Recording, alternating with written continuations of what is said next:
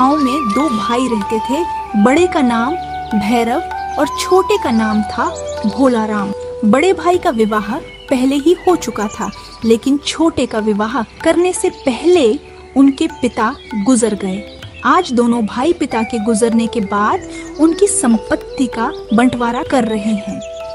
हाँ देखो बोला, मुझे लगता है अब हमें बाबूजी की संपत्ति का बंटवारा कर लेना चाहिए। बंटवारे का नाम सुनकर भोलाराम चौंक जाता है।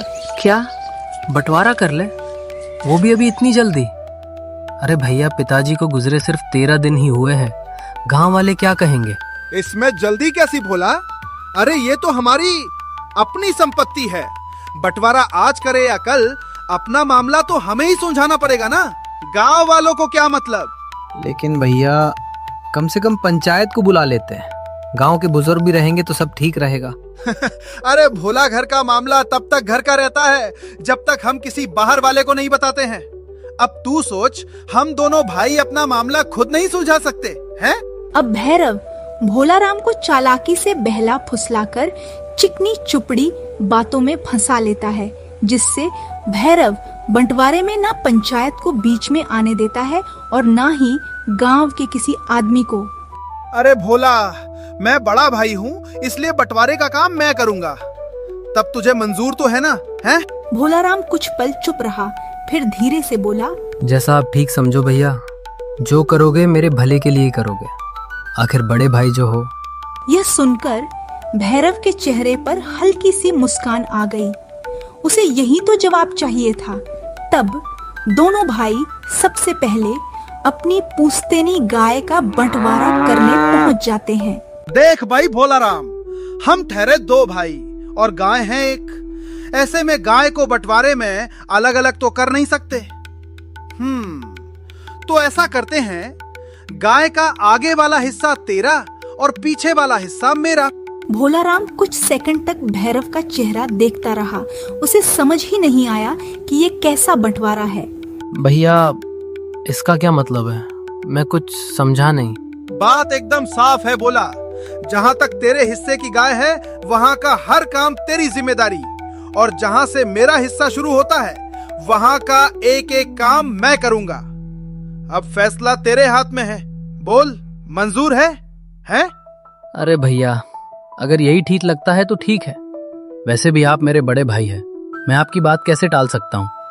मुझे मंजूर है आपका ये फैसला।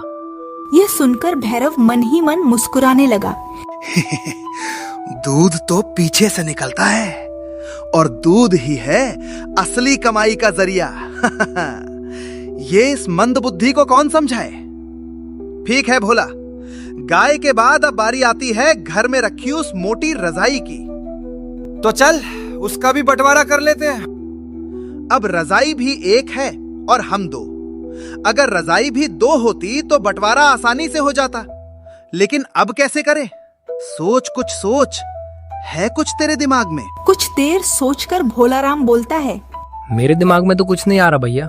आप जानो बंटवारा कैसे करोगे, लेकिन रजाई फाड़ कर आधी आधी करेंगे, तब रजाई ना तो आपके काम आएगी और ना मेरे काम। इसलिए आप ही सोचो। हाँ, बात तो तूने बिल्कुल पते की है बोला। तो एक काम करते हैं, दिन में रजाई तू रख तेरे पास और रात में रजाई मैं रख लेता हूँ। हाँ, यही सही रहेगा। ऐसे में रजाई को भी आधी आधी करने की जरूरत नहीं पड़ेगी। बोल, कैसा लगा मेरा आइडिया? हैं? अरे क्या हुआ? किस सोच में डूब गया? बोल, कुछ तो बोल। नहीं भैया, ऐसी कोई बात नहीं है। आपका कल यह निर्णय मैं भला गलत कैसे ठहरा सकता हूँ? मुझे मंजूर है। वाह भैरव, वाह, रजाई का बंटवारा सुनकर तो धनवती खुश हो जाएगी। ठीक है तो बोला, अब बारी आती है अपने पुश्तैनी कुएं की। लगे हाथ उसका भी बंटवारा कर ही लेते हैं।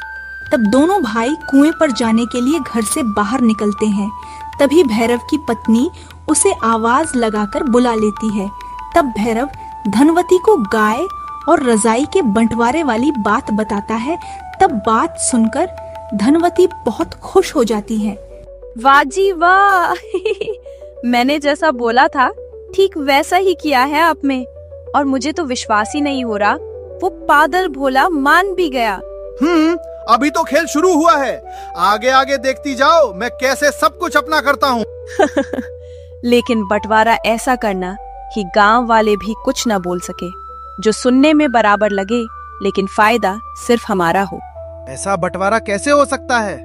फायदा भी हमारा हो और बंटवारा भी बराबर लगे और गांव वाले भी कुछ ना बोले।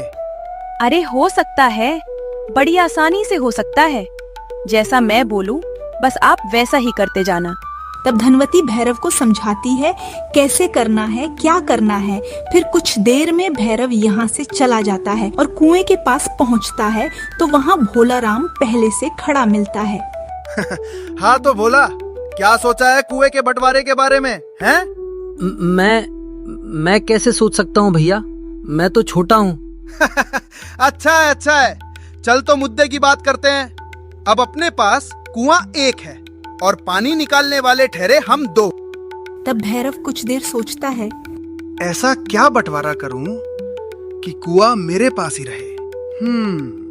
भोला, मैंने इस बार सोचा है, क्यों ना ये सारा कुआं तुझे ही दे दूं।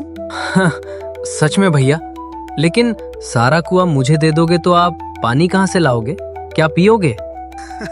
अरे पहले मेरी पूरी बात तो पूरी सुन ले। बात? कैसी बात भैया, मैं समझा नहीं। अरे यही कि सारा कुआं तो तेरा रहेगा, लेकिन इसके अंदर जो पानी है वो मेरा। ऐसा बंटवारा सुनकर भोला राम की मुस्कान गायब हो जाती है। भैया इसका क्या मतलब, मैं कुछ समझा नहीं। मतलब यही है भोला, कुआं कुआं तेरा और पानी पानी मेरा। बोल, मंजूर है? ये सुनकर भोला कुछ सोचता है। भैया अगर पानी रखेंगे तो मैं क्या पीऊंगा, लेकिन खेत अभी बाकी है। क्या पता भैया मुझे खेत देना चाहते हो। क्या हुआ भोला, मेरा निर्णय पसंद नहीं आया क्या तुझे, हैं? नहीं भैया, ऐसी बात नहीं है, मुझे आपका निर्णय भी मंजूर है। ठीक है भोला, मेरे हिसाब से सब चीजों का बंटवारा हो गया है। कुछ रह गया है तो तुम बता दो, उसका भी लगे हाथ बंटवारा कर ही लेते हैं। अरे भैया सबसे जरूरी और असल चीज अपना ये खेत तो आप भूल ही गए, ये भी तो अभी बाकी है। अरे हाँ भाई, मैं तो इसका बंटवारा करना भूल ही गया। चल इसका भी बंटवारा कर ही लेते हैं। और मैं सोच रहा हूँ सब लोग खेत को आधा आधा बांट कर बंटवारा करते हैं। क्यों ना अपन लोग अलग तरीके से बांट कर बंटवारा करें। अलग तरीका? कैसा अलग तरीका भैया? यही कि ये सारा खेत और इसकी जमीन तेरी, इस पर होने वाली सारी फसल भी तेरी। बोल, क्या ख्याल है? सच में भैया, सच में आप कितने अच्छे हैं। मुझे विश्वास था आप कभी मेरे साथ नाइंसाफी नहीं करेंगे। अरे भोला, आखिर मैं तेरा भाई जो हूँ, अब मैं नहीं समझूंगा तो कौन समझेगा तुझे, हैं? लेकिन हाँ, खेत की जमीन के नीचे फसल का जो भी हिस्सा होगा उस पर मेरा हक होगा। बोल, मंजूर है? हाँ मंजूर है भैया, मंजूर है। फसल तो जमीन के ऊपर ही होती है, नीचे तो उसकी जड़ रहती है। आप उसे लेकर क्या करोगे भला? अरे भोला, तू मुझे सिर्फ जड़ लेने देगा ना तो मेरे लिए वो भी बहुत है। फिर गांव वाले भी तुझे ऐसा नहीं बोलेंगे कि सारा खेत तुमने अकेले नहीं ले लिया। हाँ ठीक है भैया, जैसा आप ठीक समझो। अब रोज भोला सुबह सुबह गाय के लिए चारा काट कर लाता, पानी लाकर पानी पिलाता और बड़े चाव से उसे नहलाता है। लेकिन जब दूध निकालने का समय आता है तब भैरव बाल्टी लेकर पहुंच जाता है। अरे भोला, किधर जा रहा है? भूल गया बंटवारे में तुझे क्या मिला था, हैं? अरे नहीं भैया, ऐसी बात नहीं है। मैंने सोचा था आप दूध नहीं निकालोगे तो मैं निकालने आ गया। झूठ बोलने की भी हद होती है। तूने तो मुझे पागल समझ रखा है। अबे असली कमाई तो है ही दूध में, और तू चाहता है मैं इसे छोड़ दूं? चल चल हट सामने से, दूध निकालने दे, देर हो रही है। इतना कहकर भैरव गाय का दूध निकालने लग जाता है। फिर कुछ देर बाद दूध निकालकर जैसे ही जाने लगता है तो भोला उसे रोक लेता है। अरे भैया, मैं भी सुबह से इसकी सेवा करता हूँ, चारा खिलाता हूँ, पानी पिलाता हूँ, नहलाता हूँ, तो दूध में मेरा थोड़ा हिस्सा भी नहीं बनता क्या? थोड़ा दूध तो मुझे भी डाल देते। अरे रे रे मेरे भोला, इतनी जल्दी बंटवारा भूल गया? नहीं भैया, ऐसी बात नहीं है। तो फिर तू दूध कैसे मान सकता है?